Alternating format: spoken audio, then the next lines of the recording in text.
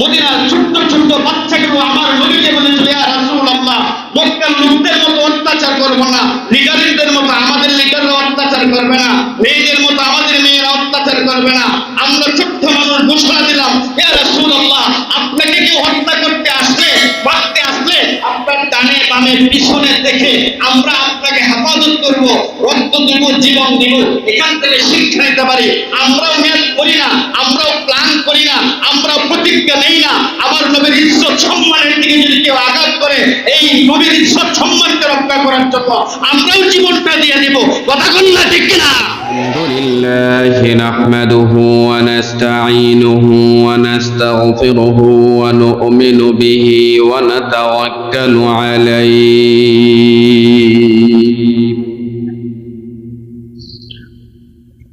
ওয়া নাউযু বিল্লাহি মিন শুরুরি আনফুসিনা ওয়া মিন সাইয়্যাতি আ'মালিনা মান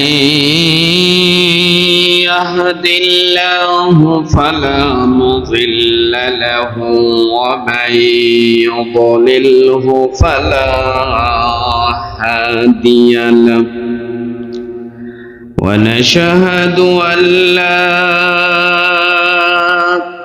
إله إلا الله وحده لا شريك له ونشهد أن سيدنا وسندنا وحبيبنا ومولانا محمدا عبده ورسوله أما بعد فقد قال الله تعالى في كلامه المجيد وفي فرقانه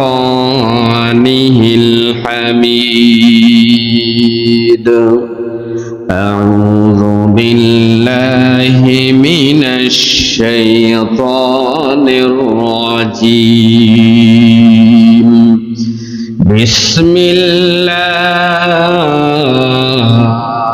الرحمن الرحيم إن الذين آمنوا والذين هاجروا وجاهدوا في سبيل الله أولئك يرجون رحمة الله والله غفور رحيم صدق الله العظيم اللهم صل على محمد وعلى آل محمد كما صليت على إبراهيم وعلى آل إبراهيم إنك حميد مجيد اللهم بارك على محمد وعلى آل محمد كما باركت على إبراهيم وعلى آل إبراهيم إنك حميد مجيد بلغ العلا بكماله كشف الدجى بجماله حسنت جميع خصاله صلوا عليه وآله لا إله إلا الله لا إله إلا الله لا إله إلا الله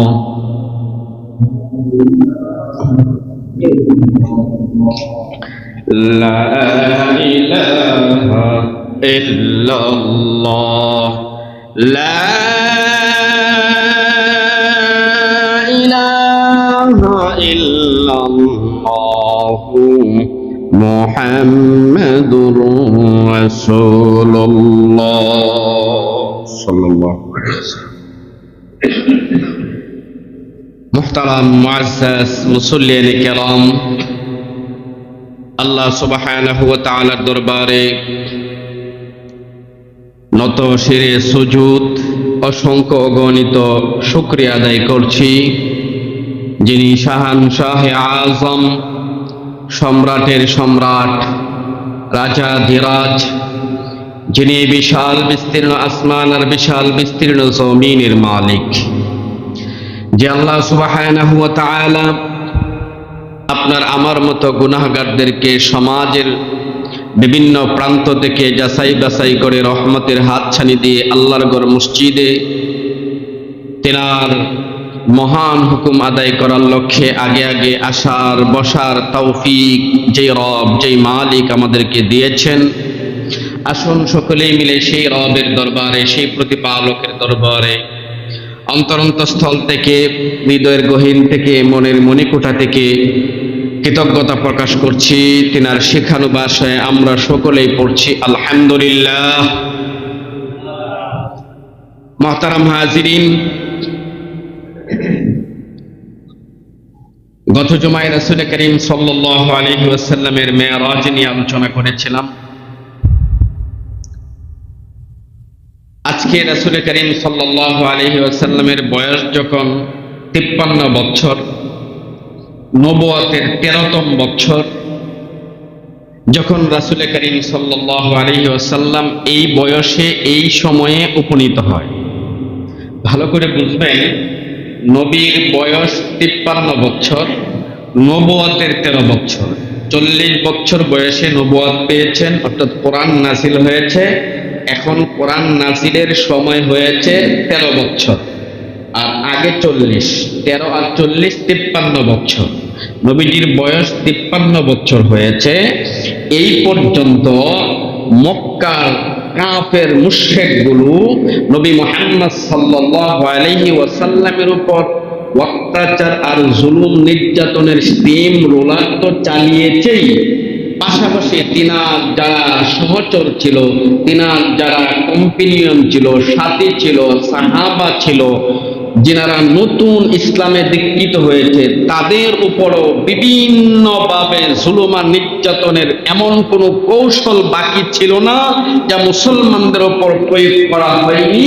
তারপরেও মক্কার মুশরিকগুলো যখন দেখলো যে ইসলামের অগ্রগতিকে আর থামিয়ে রাখা যাচ্ছে না, থামানো যাচ্ছে না, ইসলামের প্রচার প্রসারকে বাধাগ্রস্ত করা যাচ্ছে না, তখন তারা শেষ পর্যন্ত নবীজির বয়স যখন 53 বছর, এক রাত্রে তারা সকলেই মিলে সিদ্ধান্ত গ্রহণ করলো যে মক্কার বিভিন্ন গোত্র থেকে এক একজন যুবক, বিভিন্ন গোষ্ঠী থেকে এক একজন যুবক, দুইটা বর্ণনা আসছে, এক বর্ণনায় 12 জন আর এক বর্ণনায় 18 জন।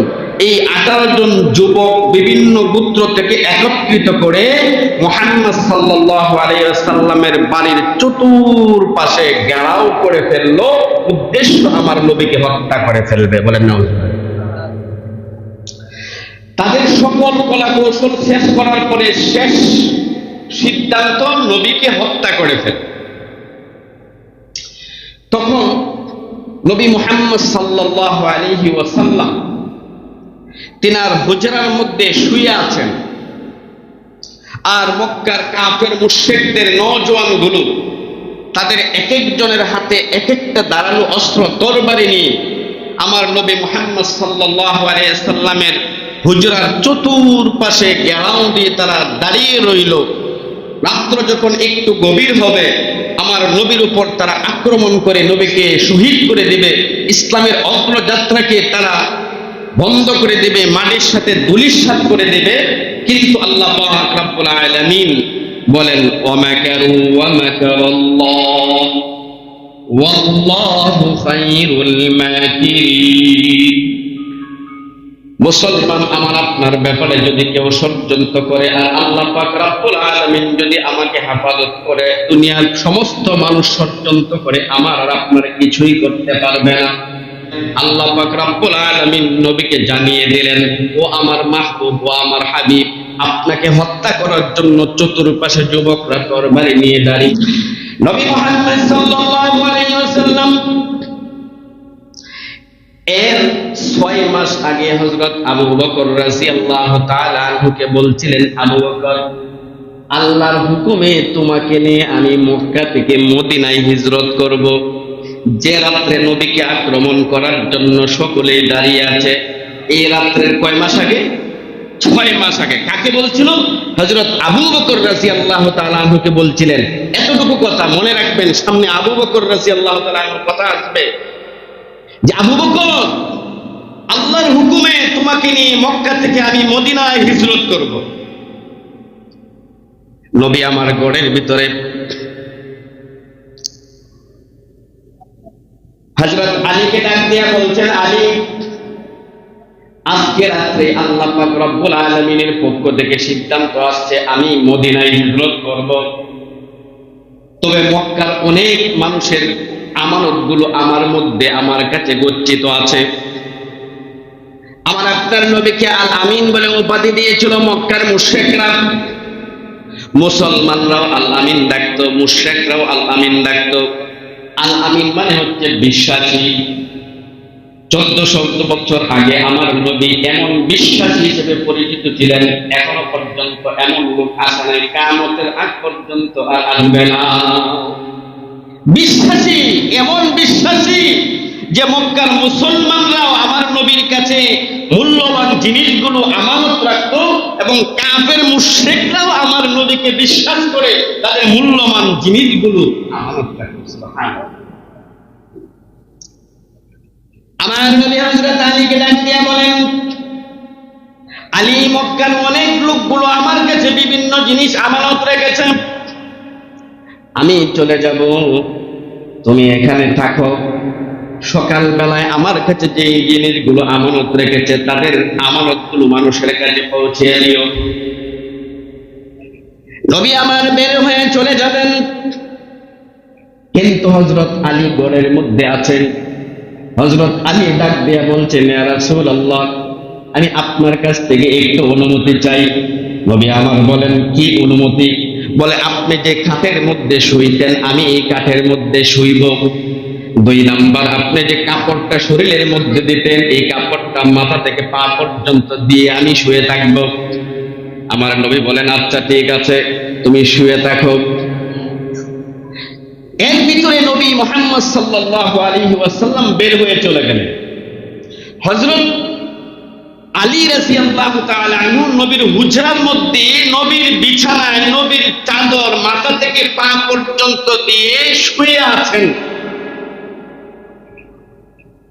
আচ্ছা, হযরত আলী কি জানতো না মুহাম্মদ সাল্লাল্লাহু আলাইহি ওয়াসাল্লামকে এই মুশরিকের বাচ্চাগুলো না পাওয়ার পরে এই জায়গায় যাকে পাবে তাকেই হত্যা করবে? জানতেন? আপনাদের কি মনে হয়? চতুর্পাশে ঘেরাও করে আছে, ভিতরে নবী মুহাম্মদ সাল্লাল্লাহু আলাইহি ওয়াসাল্লাম আলীর সাথে কথা বলে তিনাকে এখানে রেখে গেলেন। আশিকে রাসূল কাকে বলে শুনেন? নবীর প্রেম কাকে বলে? হযরত আলী জানতেন মুহাম্মদকে না পাওয়ার পরে আমাকে যখন এই স্থানে পাবে তারা আমাকে হত্যা করে ফেলবে। জানার পরেও হযরত আলী শুয়ে পড়লেন। গভীর রজনী যখন হয়ে যায়, মশরার মুশরিকগুলো ঘরের মধ্যে ঢুকে 17 জন 18 জন যুবক একসাথে তরবারি এইভাবে উঠিয়েছে, এইভাবে তরবারিগুলো উঠিয়েছে। হযরত আলীকে হত্যা করবে। তারা মনে করছে মুহাম্মদ শুয়ে আছে, সুযোগ পেয়েছি, এইবার মুহাম্মদকে শেষ করা যাবে। মুহাম্মদকে যদি শেষ করতে পারি তাহলে ইসলামের অগ্রগতি আর হবে না, ইসলামের প্রচার প্রসার এখানেই বন্ধ হয়ে যাবে। বলেন নাউজুবিল্লাহ। সকলেই তরবারি উত্তোলন করেছে। এই মুহূর্তে হযরত আলী রাদিয়াল্লাহু তাআলা আনহু মুখটা ঢেকে শুয়ে আছেন। হযরত আলী তো ইচ্ছা করলে পারতেন, ভাই আমি তো মুহাম্মদ না, আমি আলী, দেখো আমাকে মেরো না। কিন্তু হযরত আলী রাদিয়াল্লাহু তাআলা আনহু চিন্তা করলেন, আমি যদি এই কথা বলি তাকে তারা আমাকে হত্যা না করে বের হয়ে যাবে, মুহাম্মদের খুঁজে তারা বের হয়ে যাবে। হযরত আলী চিন্তা করলেন, তারা আমাকে হত্যা করে ফেলবে, হত্যা করতে একটু সময় লাগবে। ভালো করে বুঝেন, হত্যা করতে একটু সময় লাগবে। এই সময়ের ভিতরে আমার নবী তিনার গন্তব্যস্থল মদিনাতুল মুনাওয়ারা পৌঁছে যাবে। বলেন সুবহানাল্লাহ। জীবন দিয়ে দিচ্ছে হযরত আলী। কিসের জন্য? নবী যেন ভালো থাকে, সুস্থ থাকে, তিনি যেন সুস্থতার সাথে মদিনাতুল মুনাওয়ারা পৌঁছতে পারে। নিজের জীবনটাকে উৎসর্গ করে দেওয়ার জন্য মক্কা 17টা তরবারির সামনে নিজের জীবনটা দিয়ে দেওয়ার জন্য প্রস্তুত। আল্লাহু আকবার বলে। এটা হচ্ছে নবীর প্রেম, এটাকে বলা হয় আশিকে রাসূল। মুশরিকগণ হযরতে আলীকে হত্যা করবে। 17 জন যুবক যখন তরবারি উঠিয়েছে, মক্কার কাফেরদের বড় লিডার আবু জাহেল বলে, এই দাঁড়া দাঁড়া, ঘুমের মধ্যে একজন মানুষকে হত্যা করা এটা তো আমাদের বিরক্তির পরিচয় নয়। ওকে ঘুম থেকে জাগ্রত করি, তারপর তাকে হত্যা যদি করি, এটা হচ্ছে আমাদের বীরত্ব। বাস মুখের উপর থেকে কাপড়টা টান দিয়ে দেখে এটা তো মুহাম্মদ না, হযরত আলী শুয়ে আছে। তারা হযরত আলীকে জিজ্ঞাসা করলো, তোমার বন্ধু কোন দিক দিয়ে গেল? কোন দিক দিয়ে তোমার বন্ধু বের হলো? বুঝেন হযরত আলী রাদিয়াল্লাহু তাআলা আনহু কি জবাব দিলেন? এ মক্কার নওজোয়ানরা, আমি তো সবেমাত্র ঘুম থেকে জাগ্রত হয়েছি। তোমরা তো মাগরিবের পর থেকে নওজোয়ানগুলো তরবারি নিয়ে দাঁড়িয়েছিলে, সারা রাত্র পাহারা দিয়েছিলে। তোমরা তো আমার চেয়ে ভালো জানো। তোমরা বলো আমার বন্ধু নবী মুহাম্মদ সাল্লাল্লাহু আলাইহি ওয়াসাল্লাম কখন কোন দিক দিয়ে বের হয়ে গেলে?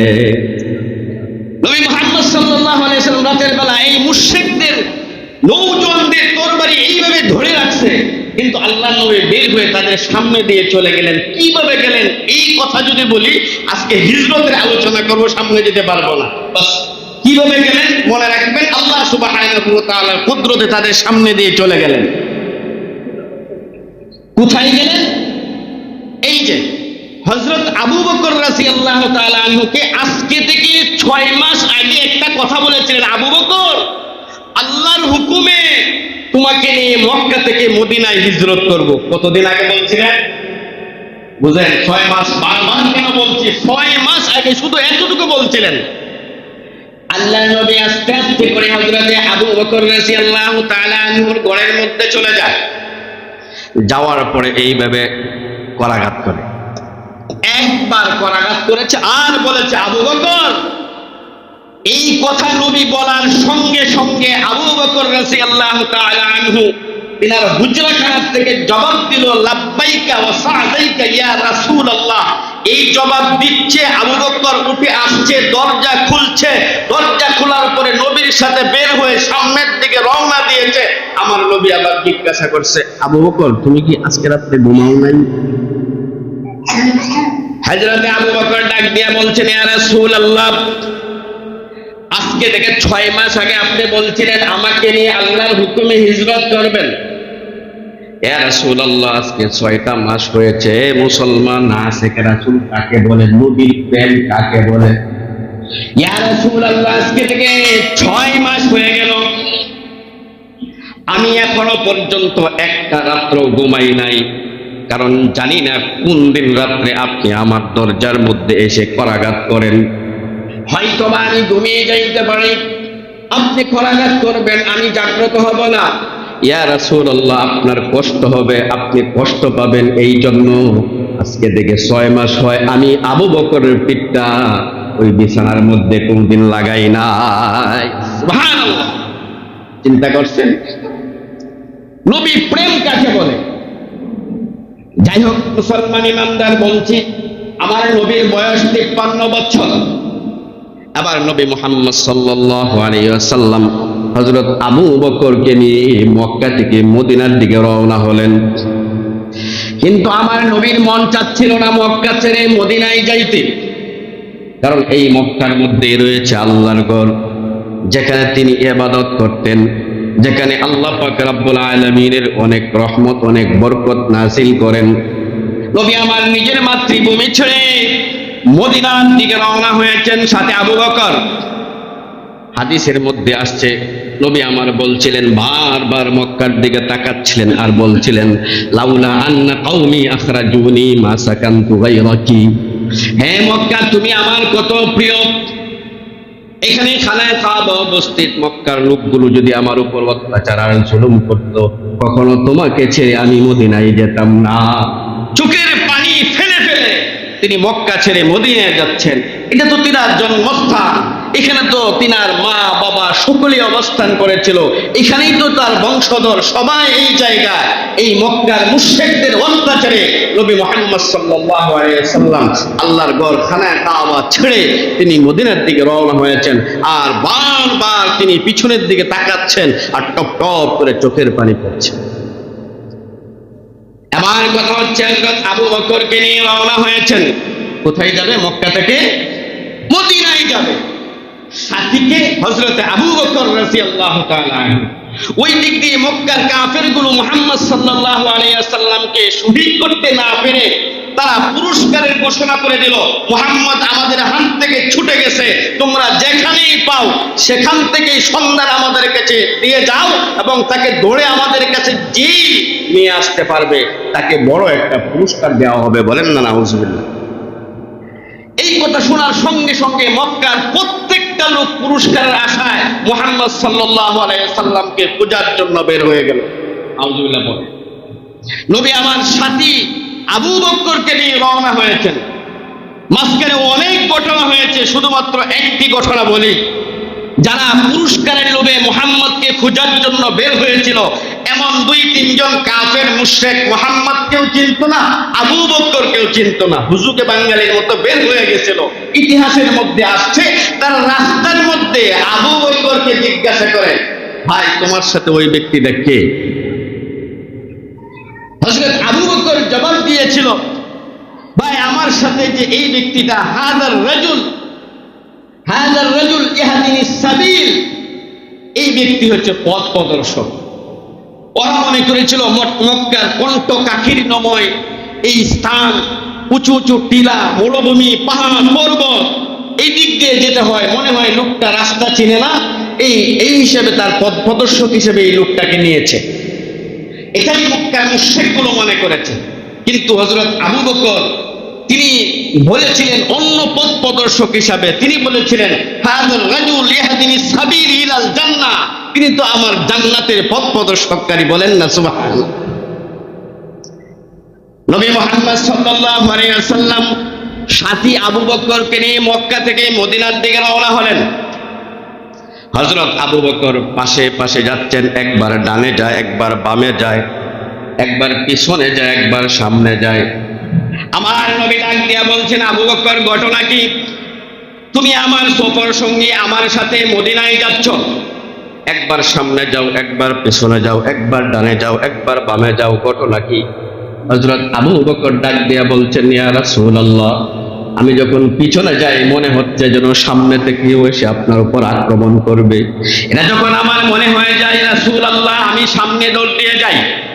ইয়া রাসূলুল্লাহ, সামনে যখন তাকি তখন মনে হচ্ছে যেন পিছন থেকে কোনো মুশরিক আপনার উপর আক্রমণ করবে। ওগো নবীজি, আবার পিছনে দৌড়িয়ে আসি। ইয়া রাসূলুল্লাহ, ডানে যাই, পিছনে যখন তাকি মনে হয় যেন ডান দিক থেকে কেউ আপনাকে আক্রমণ করবে। ডান দিকে যায়, আবার মনে হয় বাম দিক থেকে এইরকম আপনাকে আক্রমণ করবে। এইভাবে হযরত আবু বকর রাদিয়াল্লাহু তাআলা আনহু ডাক দেয়া বলছেন, ইয়া রাসূলুল্লাহ, আমি আপনার চতুর্পাশে ঘুরতেছি, কারণটা হচ্ছে আমি আমার জীবনটাকে, আমি আমার শরীরটাকে আপনার জন্য দান বানিয়েছি। বলেন সুবহানাল্লাহ। কেউ আপনার উপর আক্রমণ করতে পারবে না, আমি আবু বকর জীবন দিয়ে দেব, আমার শরীর তো দিলামই, আমার জীবনটাও দিয়ে দেব। মহতারাম হাজিরিন, শর্ট কথায় সামনে যেতে হবে। নবী আমার আবু বকর সিদ্দিক রাদিয়াল্লাহু তাআলা আনহুকে নিয়ে মদিনার দিকে রওনা হয়েছেন। যেতে যেতে একটা পাহাড়ের সামনে যে উপস্থিত হলেন। গারে সাউদ নামক একটা পাহাড়ের পাদদেশে নবী মুহাম্মদ সাল্লাল্লাহু আলাইহি ওয়াসাল্লাম এবং আবু বকর উপস্থিত হলেন। কিন্তু পাহাড়টা যেহেতু অনেক উঁচু, এই পাহাড়ে নবী মুহাম্মদ কিভাবে উঠবেন, এখানে সংক্ষেপ একটা ঘটনা বলি। এবার আবু বকর রাদিয়াল্লাহু তাআলা চিন্তা করলেন, আমার নবী এত কষ্ট করে এখানে উঠতে পারবে না।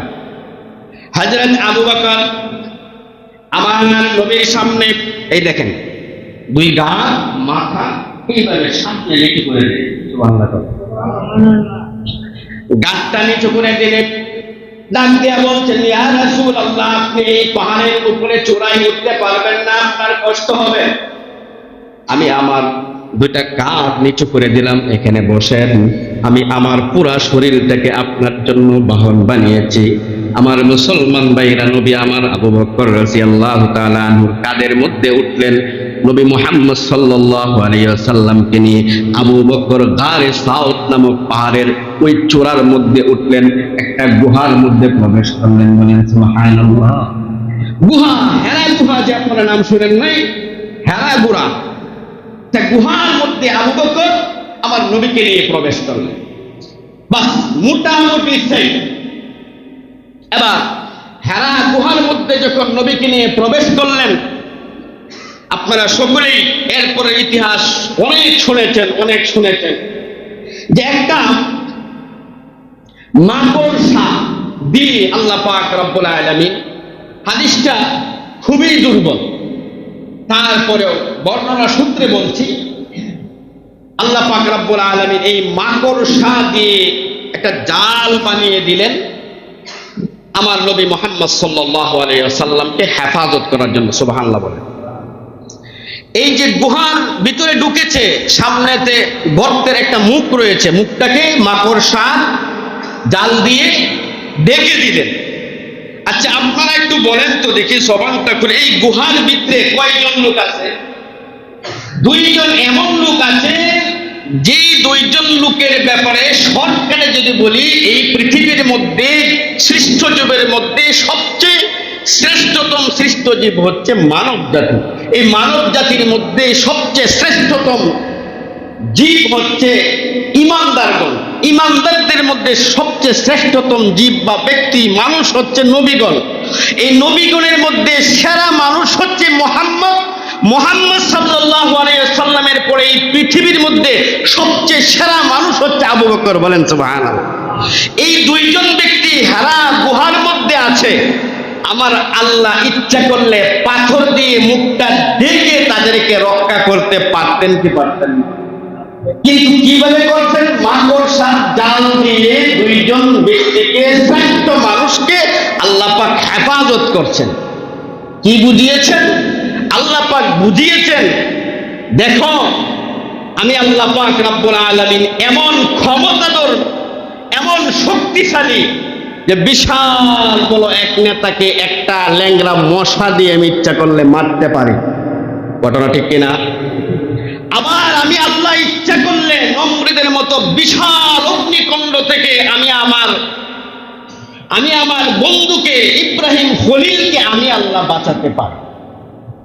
অতএব মুসলমান ভালো করে মনে রাখতে হবে, যদি আমার আপনার ইমান যদি আবু বকরের ইমান হয়, আমার আপনার নবী প্রেমটা যদি আবু বকরের মতো নবী প্রেম হয়, এমন যদি আমরা বাংলাদেশের মুসলমান হতে পারি, তাহলে ইনশাআল্লাহ সারা পৃথিবীর মুসলমানরা, আলেমরা তো সব সময় বলে, সারা পৃথিবী যতই উন্নত করুক না করুক, ট্যাঙ্ক, কামান, বিশাল বড় বড় বিমান, উন্নত মানের প্রযুক্তি, ওই রকম অ্যাটম বোমা যাই তাদের থাকুক না কেন, আবু বকরের মতো ইমানদার যদি বাংলাদেশের মুসলমান হতে পারে, আবু বকরের মতো নবী প্রেম যদি বাংলাদেশের মুসলমানরা হতে পারে, তাদের ওই ট্যাঙ্ক, বিমান দ্বারা কাজ হবে না। আল্লাহ পাক ইচ্ছা করলে নরমাল জিনিস দ্বারা এই বাংলাদেশের মানুষকে হেফাজত করতে পারে। সুবহানাল্লাহ। এটাই আল্লাহ পাক রব্বুল আলামিন বুঝিয়েছেন। কারণ এই মাকড়সার ব্যাপারে কোরআনুল কারীমের মধ্যে আসছে, ওইদিকে গেলে তো অনেক সময় চলে যাবে। আনকাবুত একটা সূরা আল্লাহ পাক নাযিল করেছে। আনকাবুত শব্দের অর্থ হচ্ছে মাকড়সা। এই আনকাবুত সূরার মধ্যে এক আয়াতে আল্লাহ বলছেন, ইন্না আওহানাল বুয়ুতি লাবাইতুল আনকাবুত। এই মাকড়সা যে প্রাণীটা, এটা পৃথিবীর সকল প্রাণীর মধ্যে সবচেয়ে দুর্বল। বলেন, পৃথিবীর সকল প্রাণীর মধ্যে দুর্বল কি?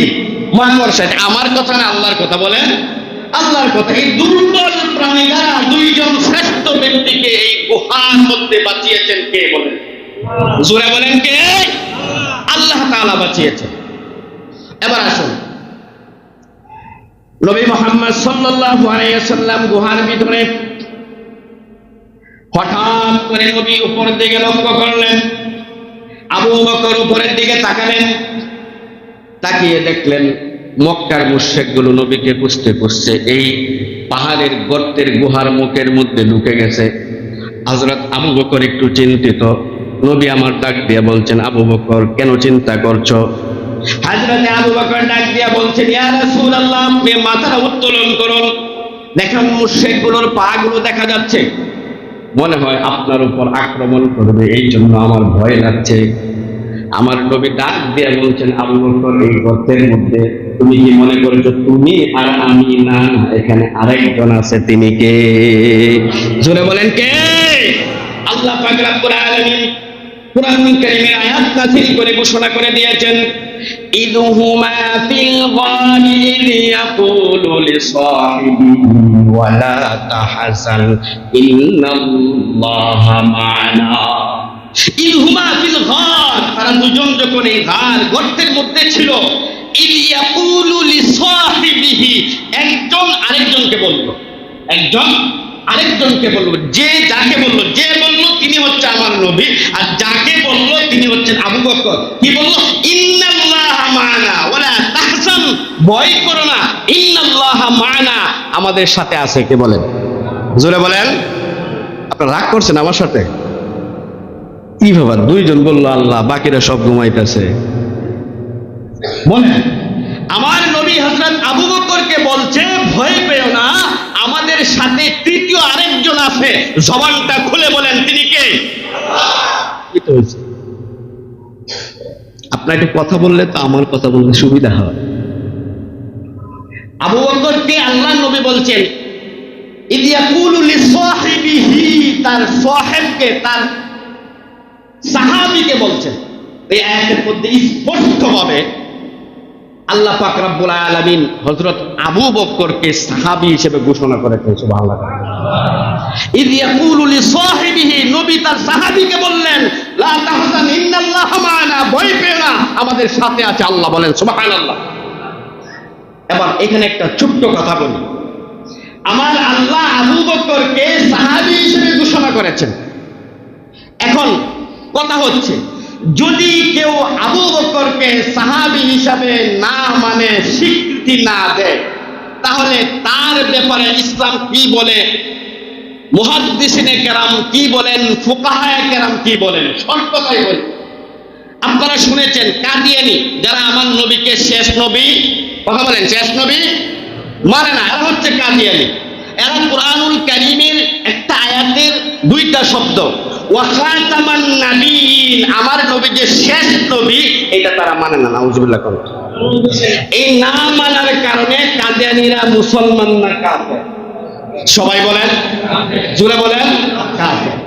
ঠিক তদ্রুপ এই আয়াতের মধ্যে আল্লাহ পাক রব্বুল আলামিন হযরতে আবু বকরকে সাহাবী হিসেবে ঘোষণা করেছেন। যদি কোনো ব্যক্তি আবু বকরকে সাহাবী হিসেবে না মানে, আপনারা বলেন সে মুসলমান না কাফের? জোরে বলেন। আবার শর্ট একটা তথ্য আপনাদেরকে দিই। বাংলাদেশ সহ বিভিন্ন এলাকায় আপনারা বলবেন একটা জাতি আছে, একটা গোষ্ঠী আছে, যারা হযরত আবু বকর, হযরত ওমর, হযরত ওসমানকে সাহাবী বলে না, সাহাবী মানে না, বলে এরা মুসলমানই না। নাউযুবিল্লাহ। আচ্ছা, আপনারা কি জানেন এরা কারা? শিয়া। মাশাআল্লাহ। তারা কারা? জোরে বলেন, তারা কারা? শর্ট একটা তথ্য দেই। এই শিয়া যারা, আমরা তাদের সাথে বলি শিয়া মুসলমান। যদি তারা শিয়াই হয়ে থাকে তাহলে আবু বকর, ওমর, ওসমানকে না মানে এত কাফের, আবার মুসলমান লাগাই কেন? সাবধান, শিয়া মুসলমান নয়। তাদের আকীদাগত এমন কোরআনের অনেক আয়াতকে তারা বিকৃতি করে ফেলেছে, মানে না, সৎ কথাই বলছি। এবার আপনাদের কাছে জিজ্ঞাসা করি, এই পৃথিবীতে একটা শিয়া অধ্যুষিত দেশ আছে, দেশটার নাম কি? মাশাআল্লাহ, কোথায়? ইরান। শিয়া অধ্যুষিত দেশ। এই ইরানের বর্তমান যে নেতা আছে খামিনি, আপনারা জানেন না? ওই শিয়াদের অনেকগুলো গ্রুপ আছে। এই গ্রুপটার মধ্যে একটা গ্রুপ আছে শিয়ায়ে ইমামিয়া, ইসনা আশারা।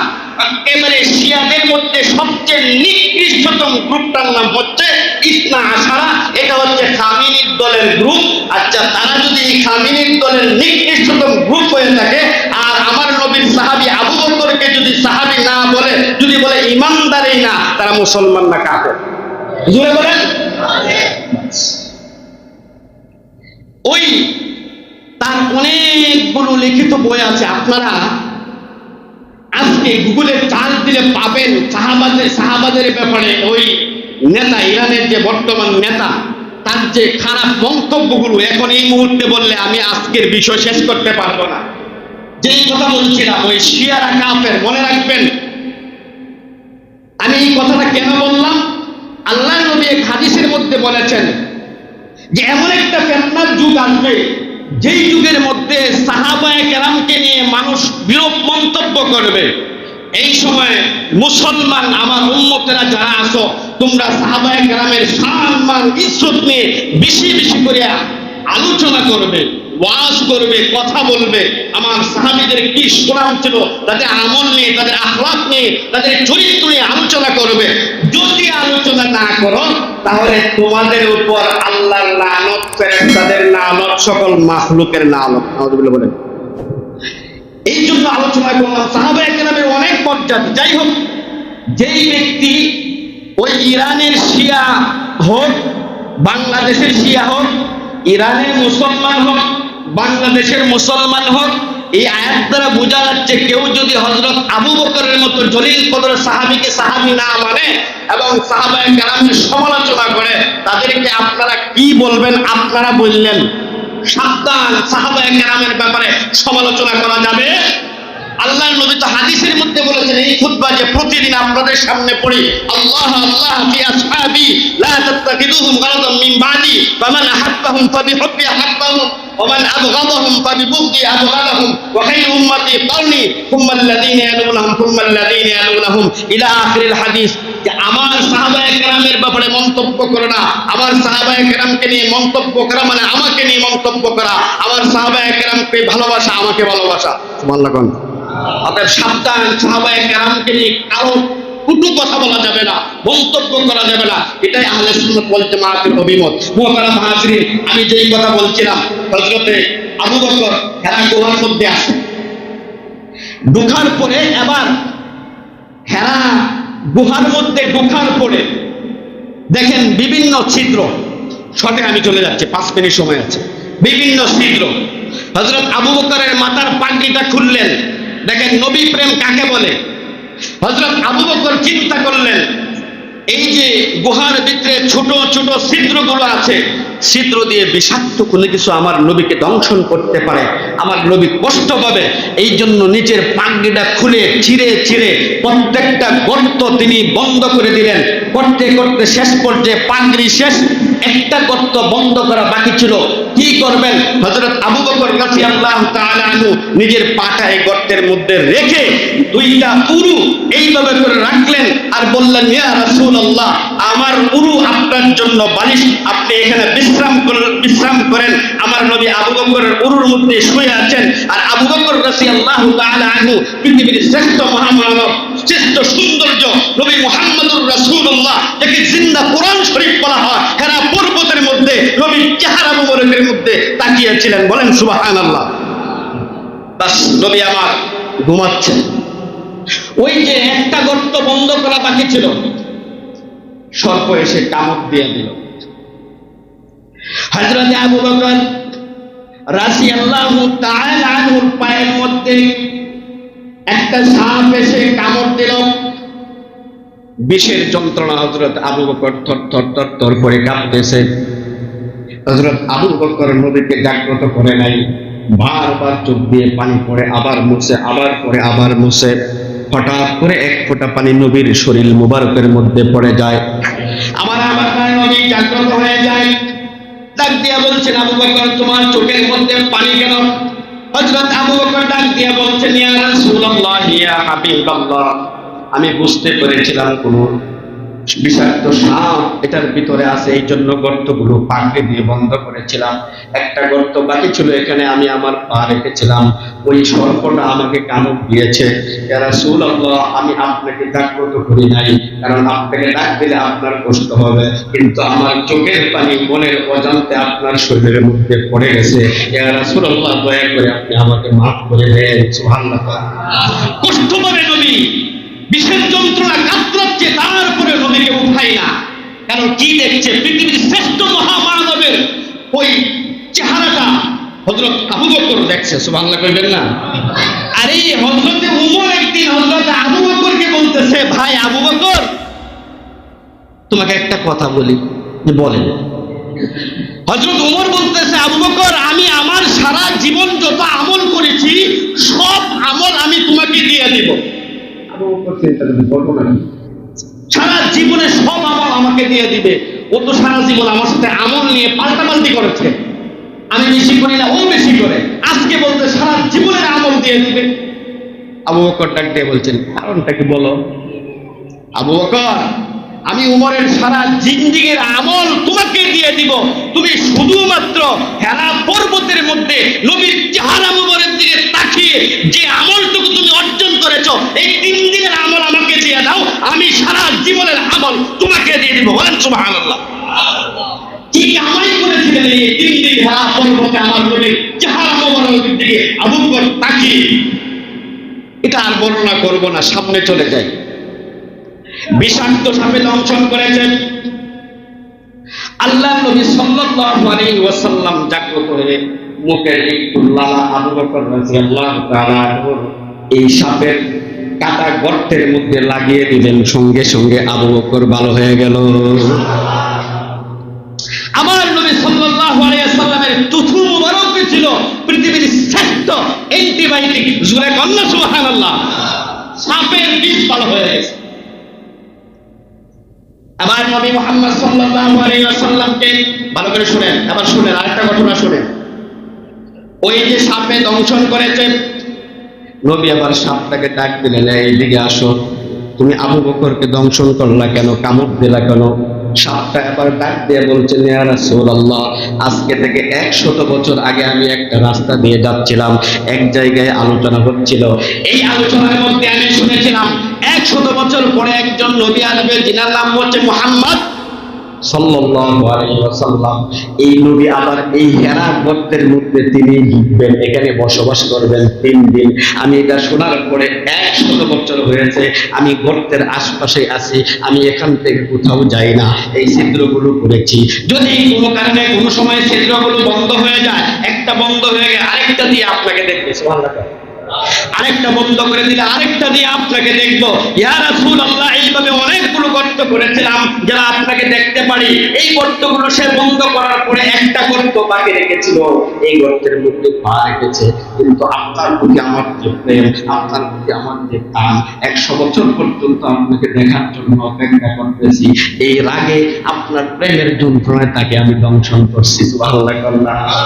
এই মুসলমান কি বুঝলেন? আমার নবী মুহাম্মদ সাল্লাল্লাহু আলাইহি ওয়াসাল্লাম শুধুমাত্র আমাদের জন্য নবী নয়, আমার নবী মুহাম্মদ সাল্লাল্লাহু আলাইহি ওয়াসাল্লাম গোটা পৃথিবীর সমস্ত সৃষ্ট জীবের জন্য নবী, মানুষের জন্য যেমন নবী, হাইওয়ান জানোয়ারের জন্য ঠিক যেই রকম ভাবে নবী। এই জন্যই তো আল্লাহ পাক রব্বুল আলামিন বলেন, ওয়া মা আরসালনাকা ইল্লা রাহমাতাল লিল আলামিন। আমার নবী গোটা জাহানের জন্য রহমত। সুবহানাল্লাহ। মুহতারাম হাজিরিন, আমার নবী মুহাম্মদ সাল্লাল্লাহু আলাইহি ওয়াসাল্লাম এখান থেকে 3 দিন অবস্থান করার পর রওনা দিলেন মদিনার দিকে। শর্ট করে কথাগুলো বলছি, 2 মিনিটে শেষ করব। মদিনায় যাওয়ার পরে মদিনার ছোট ছোট বাচ্চারা বিভিন্ন মানুষগুলো এসে হযরত আবু বকরের সাথে সাক্ষাৎ করতে আরম্ভ করে, আবু বকরের সাথে মুসাফাহা করে।